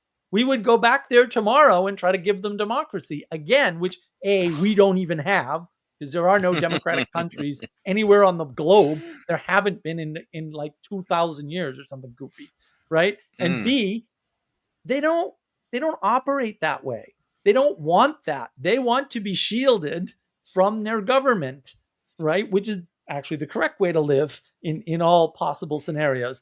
And we're trying to give them a bigger part in their government than they actually can handle, or that they even want. And they reject it every time. And then we wonder, it's not the United States. You can't imbue them with Western values overnight. And it's also unfair for us to judge from Western values what's happening in the Middle East, because, like, I don't understand any of the dynamics there. And I think Trump got the wake-up call, which is when he said, these guys don't know what they're doing. He didn't say it that nicely, because he's a little too honest for his own good at times. But these guys lied to him on both sides. Both sides lied to him about what they wanted and what they were willing to do. How do you tried to give it to them? All right, one question. The only country you give over, I think, about $2 billion per annum to only one country, and don't mention it. We all know who they are. Well, your taxpayers' dollars. Please explain. Yeah, I can tell you exactly why we do that, Jim. It's really easy. And don't let anybody fool you. I'm going to give you the actual reason. Why not Nicaragua? Why not Brazil? I'm going to tell you exactly why. Because there was a boat with 900 people on it, refugees, and FDR turned the boat away. And we have been I know that. Make up for that ever since. I'm fully aware of that. No. That's the reason we give them money. That's the sole and only reason why we get. Now, that is supported by a bunch of lobbying and a bunch of and all that. people in high places. No. But the reason is the guilt over the boat. That's actually the reason. Okay? I'm just going to tell you. That's actually the reason. 100%. If I can say, I actually have to go, but you were talking about science, and I just want to put my 2 bobs worth of my suspicion of anyone who's a scientist. Basically, science is based on empiricism, and empiricism is based on temporal beliefs, our senses. and ability to repeat, where their pure science is mathematics. Then you get physics, then you get chemistry, biology, etc. And one of those doubtful sciences is called economics. It's not social science or natural science. Yep. Okay. Now, obviously, the beauty about the Catholic Church is occasionally you'll see Alpha and Omega at the back of the priest's vests. No beginning, no end. The closest thing you can get is infinity, and it's number 8 horizontal in mathematics. So we're talking about temporal, and then we're talking about transcendental, basically. And science cannot cope anything about transcendental. And I see Xander went to a contemplative order, Augustine's, or was it Trappist monks? Benedictines. Benedictine. And that is the beauty. The closest I think you can get to God is contemplative orders, where you're in a monastery somewhere in the mountains, and big walls. It's work, labor, silence, and prayer. And a lot of people can't conceptualize. Our 21st century heathen world cannot understand that. They think it's too hard, and it is actually a calling. It is a well, I can't put it in words. So for our modern world to understand, this is just beyond belief. It's, you're might as well be from a different planet. But going on those sort of retreats, which I try to do, is fantastic. I do go on them, and when I want to be entertained, I go to my local Novus Ordo. I call it Bogus Ordo Mass, but there's a lot of guitars. But I usually go to my trad Catholic Latin Mass, which is about 40 miles away. It's a bit of a hike on a Sunday. I'm still looking at this Pope. I'm examining. I'm being very critical, but I'm not a schismatic person. When you go to Mass, you say your prayers to your bishop or cardinal within the Mass, and I comply. And I simply cannot take Holy Communion. And I do go to confessions, and I'm confessing this, standing up, and a woman gives me a host in hand. Please, no, call me old-fashioned, call me an old fart. Yes, no, I won't do that. I usually try to go to a priest, and I try to genuflect and take the traditional way. They took the altar rails, of course, since 65 under the Vatican II and all that, which is the greatest tragedy of the church. Not everywhere. And now all of a sudden it's out of money. The Vatican now is crying poor and appealing to the conservative Americans. That's the latest news, what I heard from the Vatican. Whisper.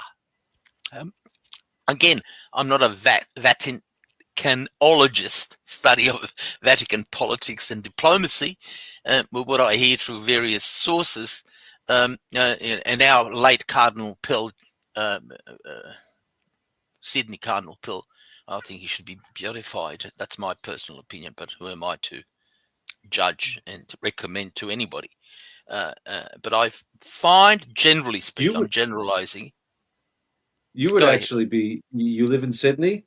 Yes, correct. Offer your services to the Archbishop to be the instructor of his cause. Your legal training would actually make you excellent for that. Yeah.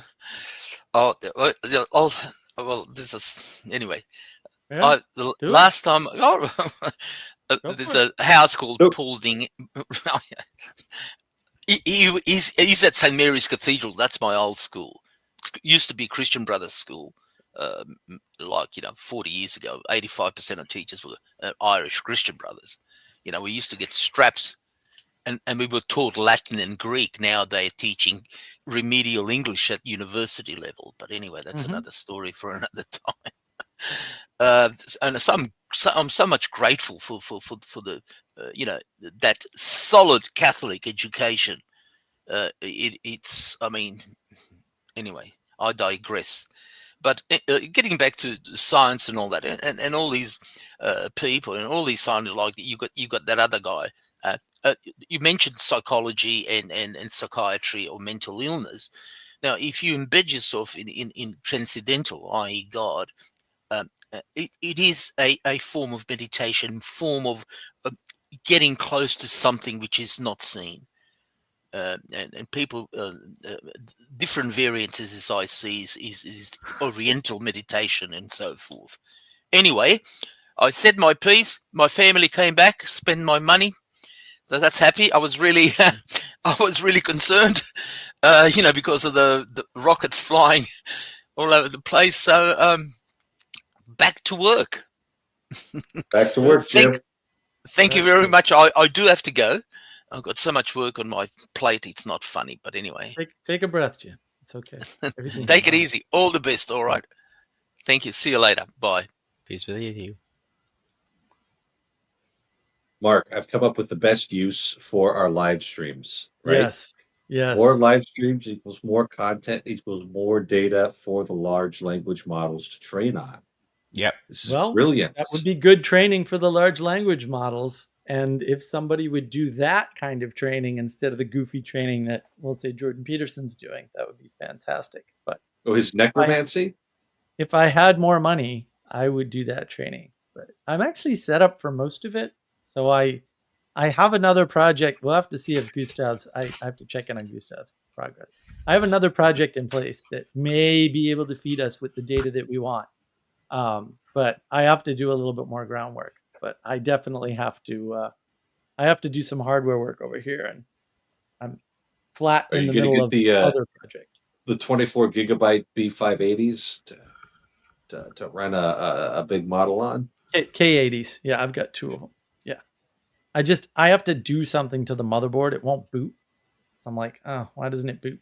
But I'll get them working. They're here. I just need a lot of memory. I don't care about the time. But yeah, I'd have about 48 gigs, maybe more. It depends if it'll work with the newer card, in which case I'd have 52 gigs, which is not bad.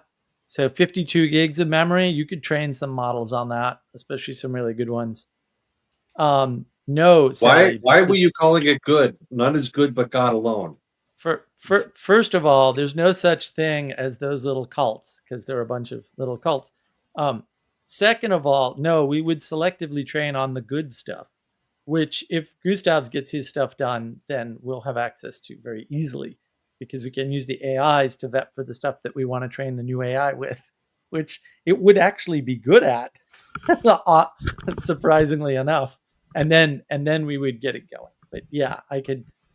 There's some new model. I have to go back and look at the new model compression stuff, but I'm fairly sure you could train a very sophisticated model on 52 gigs actually.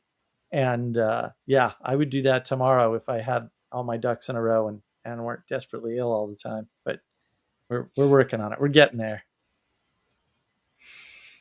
So one thing I've been playing with for something completely different. Something I've been playing with is mapping the four gospels to the cardinal virtues, right? So each of the gospels has an animal associated with it, right? You have the eagle is associated with John. Luke is I think Mark. Yeah, Luke is the ox. Mark is the lion, and Matthew is the man or the angel, right? And I'd suggest that the eagle is associated with prudence, and the lion courage or fortitude, the ox justice, and the man temperance. Why would you do such a weird thing for no apparent reason? Well, I don't think it's a weird. I don't think it's not for no apparent reason, because actually I have an extension I want to go farther with that. But even with that, I think that there's something about each of those of those virtues being foundational, and because of they each have this sort of moderation that they're seeking, right? What's the purpose of linking them to anything other than your participation in the world? Well, I think that virtue ethics is a superior form of ethics, because it gives you actual sort of micro personalities, or draws your attention to you could call it like locators of how one should be on different on different dimensions, or how you can actually it gives you like a sub goal, a discernible sub goal to aim at, right? That I ought to behave more in this way, right? So am I talking about what the point of the cardinal virtues at this No, no, point? no, no, no. Mark's on board with virtues, right? That's not the issue. It's the like we don't just want to link them together because they're groups of 4, right? No, Right. And But- even the I don't object to it. It's an old tradition, much older than I am. But taking the 4 living creatures from the book of Daniel and putting them with the Gospels, it's like that's cool. We got the two sets of 4 there.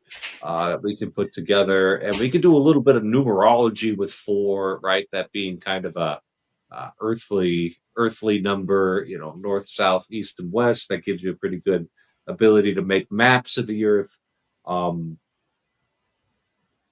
But if you're looking for the symbolic representations of the virtues, traditionally it's always been women holding something, Mhm. And I think just kind of trusting justice. that the tradition, like that the scales, holding the scales of justice, right? So kind of trust it. Like if you're looking for the symbolic image map, um, is the more reliable way into this than trying to discern a novel. And you know me, I'm just being a good Roman, right? And eternally suspicious of all. Anything that sounds vaguely novel. Yeah, like what do you need to do something new for? We have old things, and the Yeah. old things We have work, lots right? of old things. We have So thousands I'm of years of old things. Have you right. Yeah, have you gone through the thousands of years of old things? that's what we're asking you now, Ander. Have you gone through the thousands of years of old things yet, and really found that none of it works? Yeah. So that's my advice on that. Maybe there's a connect, but I think the and yeah, we're smelling opportunity here. Our own resident artist, Sally Joe, did a slightly modern take on that theme of the 4 virtues, and I will say that seeing them in person gave a very different impression than like I liked the project and I had supported the project and I had offered a little bit of explanation as to why the artists might have done things in these ways that apparently Sally found very helpful. Um, and I saw the images on the internet and I thought they were good, but when I saw them in real life, I was like, oh, these are really good.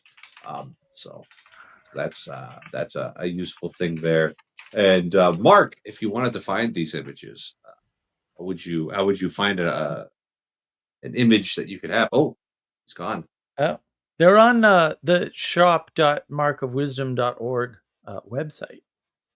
You can buy a nice tapestry version that you can hang in front of a window. It looks quite nice, actually. So that is, in fact, available. Yeah. So if you want Sally Joe art, you go to shop.markofwisdom.org and it's all there. It's great. All kinds of stuff is there, actually. I think a lot of people get wrapped up in connecting things because that's what logic, reason, and rationality is for. Right. But the problem with connecting things is that there's lots of connections you can make, some of which are useful even. Right. But if you don't do something with those connections, they don't matter. Like, in other words, they don't create the potential that turns into matter. Technically, Peterson, it's weird, right? Because Peterson talks about that. Right? He actually talks like that and about that. And I think that's why people are confused as to what he's doing, because he's able to use some of the scientific concepts and we'll say revitalize them or whatever to get them to work with with with the sort of secular idea or the scientific mindset. And it looks like that should lead you straight to something, right? But the problem is, without the additional framework, it doesn't reliably lead you anywhere, except to more more of the intellectual dark web or whatever, right? Because you're seeking more of what you had that gave you something. And this is one of Paul Vanderklay's, I think, excellent points, is that there's no one there to catch you when Peterson leaves you at the top of the escalator he put you on. There's the top of the Peterson escalator, and then there's nothing there afterwards. And my critique is, yeah, and Paul, you should do something about that, but he hasn't figured out how, I think, which is too bad. I've been trying for years to help him, but yeah, that's been an issue. I think a lot of times people get to the end of what Peterson currently has on offer, and you just kind of hope that the algorithm feeds them like Bishop Barron or Jonathan or Peugeot or something. If that's sufficient, see, I don't think any of that will work, because the next step is not more data or more information. And the next step from clean your room is why clean your room, right? And then he gives you a kind of a why, which is an individualistic, oh, this is good for you and the people around you. It's like, okay, bro, true, correct, good, right? Good, but not good enough, right? So it's like Stoicism. It catches you with no why, right? Or a proximal only why, which doesn't give you room to run. And the thesis that we have is that, well, you need certain set of skills that gets we'll say boosted or created in some cases, because you probably don't have those skills, in order to see the world in a different way. And then once that's pointed out to you, everything changes, right? And that seems to work. And to some extent, John Vervaeke's work was able to do that for a bunch of people. And then we sort of perfected that, would be my argument.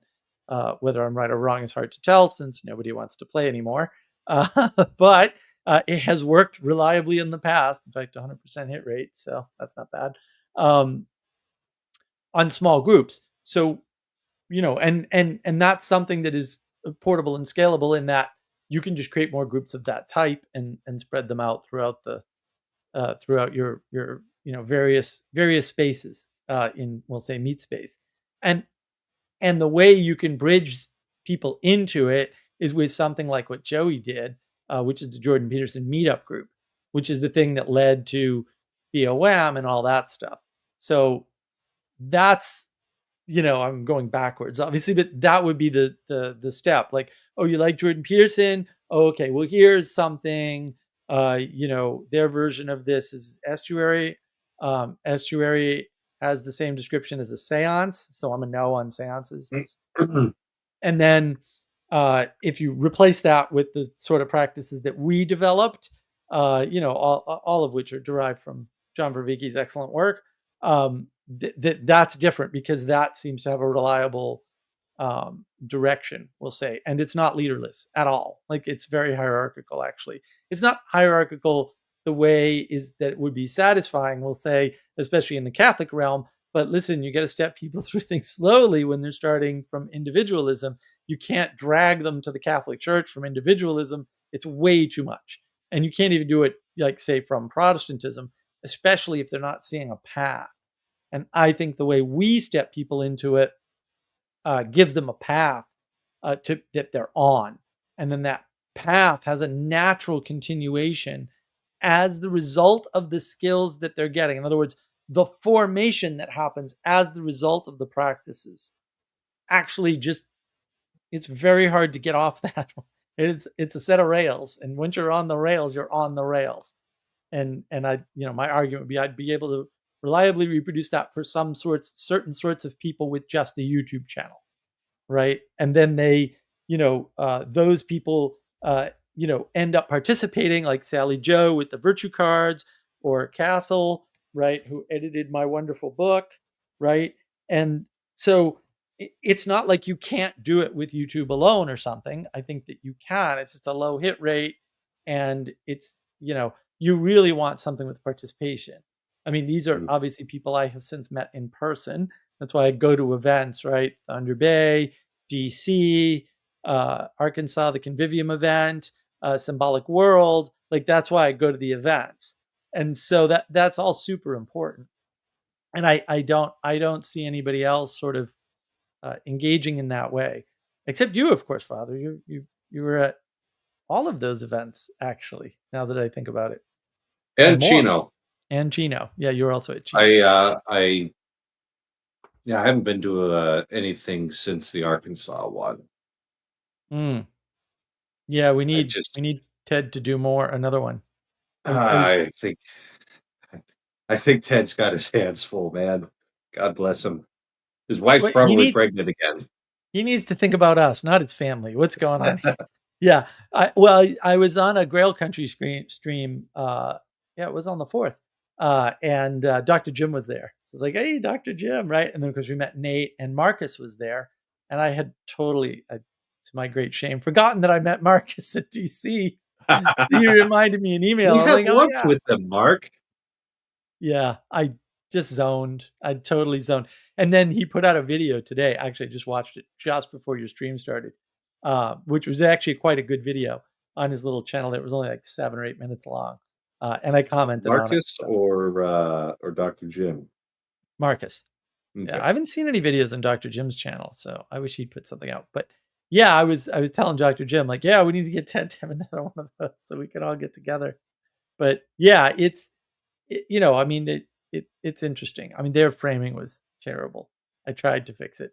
It was an insurmountable task. They're a little too enamored with their liberalism to kind of understand the larger point, and they're a little too caught up in whatever they're caught up in to kind of, like, Marcus is great at economics, and that's a really tough way to try to understand anything important in the world, because it's a map to past events. It really doesn't help you with prediction at all, to Nassim Taleb's excellent point. I'm extremely busy during August. My August is basically all filled up already, so mid-Westuary was not an option. Well, I tell you what is an option is to submit to reason, to pay attention to the rhythms of the world, and to notice that even in Washington, D.C., it has become dark and slightly cooler. And so rational creatures would go to bed under such circumstances. So I bid you all a good night. God bless you all. And thanks for participating.